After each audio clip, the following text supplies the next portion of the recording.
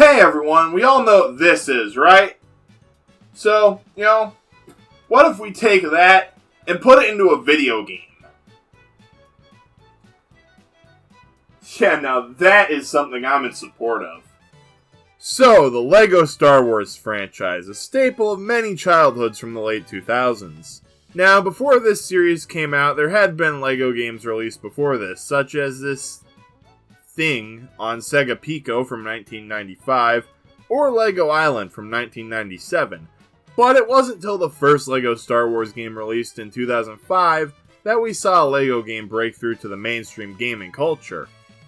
This was probably due to the success of Star Wars games around that time, but also probably due to the newly released prequel trilogy. At least I think. I have no idea. I'm a nerd, not a market analyst. Anyway, let's start talking about these games. And well, since we're already discussing LEGO Star Wars, let's just talk about the first game. So, LEGO Star Wars the video game was released in 2005 for PC, GameCube, Xbox, and PlayStation 2, as well as a version on GBA. This game focused on the prequel trilogy, being Phantom Menace, Attack of the Clones, and Revenge of the Sith. Now, getting into the levels, there are two types, vehicle and non-vehicle. But let's take a quick detour before going into the stages. So, let's discuss the hub world, being Dexter's Diner in this game. Here we get to see all the LEGO characters we've unlocked assault each other, as well as see the LEGO builds we've unlocked from collecting the main collectible of these games, mini-kits. Spoiler, this is how all the hub worlds behave in the other games. And speaking of characters, there's basically any character you would want from the prequel trilogy here. Qui-Gon Jinn? Yup. Obi-Wan Kenobi? Yup. Yoda and his super cool hover chair? Thank God that's in there. But getting into the levels, there's so much to love.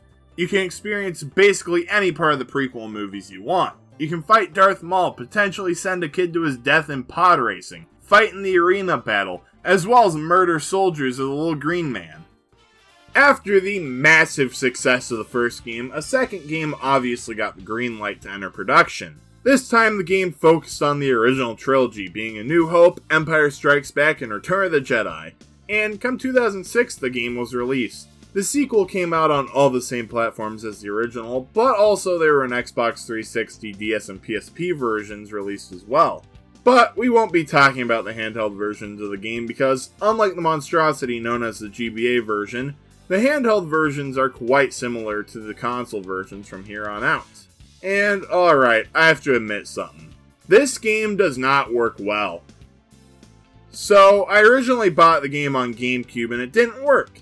I also had this game on GameCube like 10 years ago, and it also did not work. Eventually, I bought the Xbox version, and even though it runs really slow and the load times take forever, it thankfully works. I haven't tried the 360 or PS2 versions, but man, this game just has some issues. Anyway, what do I think of the game? Well, it's literally the first game, but with a new coat of paint. Same gameplay, similar graphics, just the stages are obviously different. Now, there are a lot of good stages in this game. You have the Tanta 4 level, you have the Hoth levels, you have the Jabba's Palace stage, which is weirdly long, and many more cool stages. But I don't really have too much left to say on this game. It's just an alternate version of the first game. Oh, except the hub is Mos Eisley Cantina, which is pretty fun. So after releasing games based on both the prequel and original trilogy, many might have wondered, what's next for the LEGO Star Wars franchise? Well, they repackaged the games in the one game, calling it the complete saga, and releasing it on PS3, Xbox 360, Wii, PC, and DS, even though the series was only 2 years old, of course. And I don't really know what you want me to say about this. They're literally the same games, just on different consoles. Except there are some slight differences, such as Indiana Jones being a bonus character or some slight level redesigns. But easily the most impactful change is the removal of Yoda's hover chair. This change right here broke me. I can't enjoy this game knowing the greatness it could have obtained by including Yoda's hover chair. But anyway, let's ignore the horrible sins this game has committed and move on to our next game. So come 2011, many people didn't know where the LEGO Star Wars franchise was going. They'd already done all the movies and then even repackaged them, so what's next? Well, what they did was they made a game based on the first 2 seasons of the Star Wars The Clone Wars TV series. The game was released on all the same consoles as Complete Saga, as well as 3DS and PSP. And compared to the other games in this franchise, this one wasn't received too well. Which sucks, because this game is, in my opinion, one of the best ones in the series. Heck, this is one of the few games I have 100% in. One sec, I gotta update my Twitter bio. Anyway, what's new in this game? Well, we get a hub world being a Republic cruiser, which is pretty cool. That is until you unlock the hangar and you can travel to another ship. That's right, there are 2 hub areas. You can also change what planet the ships are at, which is so cool. There are also some new level types. Where in the older games you had vehicular and non-vehicular, this game adds in a couple new types of gameplay. You have this 2-scenario gameplay where you switch between 2 things happening in a level, which is pretty neat. Oh, and you also have these base building levels as well. Easily the best levels in this game. There are also differences in the vehicle stages, where now you can get out of the ships and run around and do stuff. There are also some really unique characters in this game, like Starkiller or Battle Damaged Darth Vader from the Force Unleashed games. Or Savage Opress, who wasn't even in the show at the point this game was made. Now, what about some stages in this game? Well, I have to say, I like almost every single stage in it. Though personally, my favorite's the Arena Battle remake. But anyway, let's start talking about the next game. After LEGO Star Wars The Clone Wars, we didn't get any new games from this franchise for 5 years, but come 2016 a new game came out based on the first of the sequel trilogy movies, being The Force Awakens. LEGO Star Wars The Force Awakens came out for a whole lot of consoles. We have PS3, PS4, Xbox 360, Xbox One, PC, Wii U, 3DS, PS Vita, and weirdly enough, iOS and Android.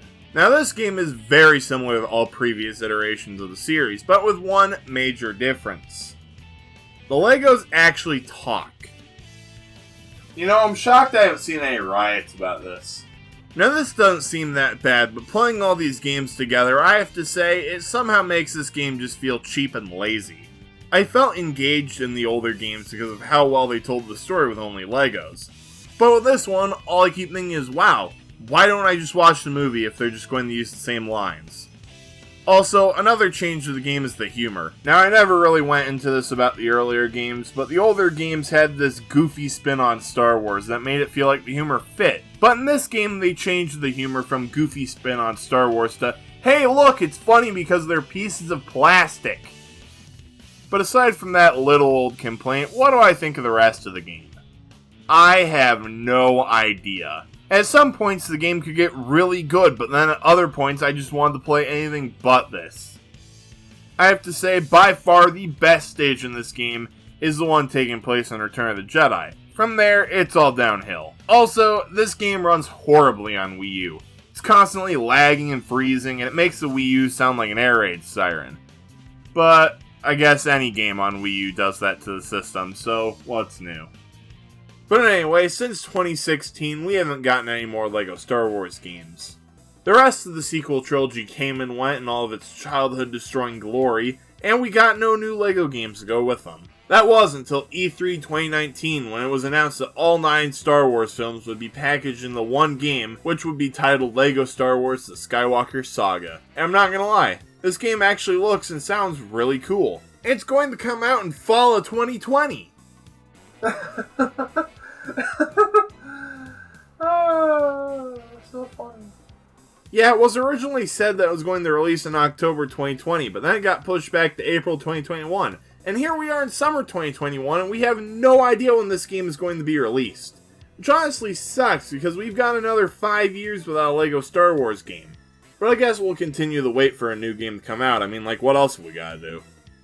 And that was LEGO Star Wars, a personal favorite franchise of mine, and a favorite for many others. And you know, for these being movie tie-in games, they're actually some of the most solid games I've played. Even though they did remove Yoda's hover chair from Complete Saga, like seriously, why do that? And that's why I've decided to put up missing posters around town for the chair. Either I become one of the most famous protesters in the state, or I get arrested. Either one works for me at this point.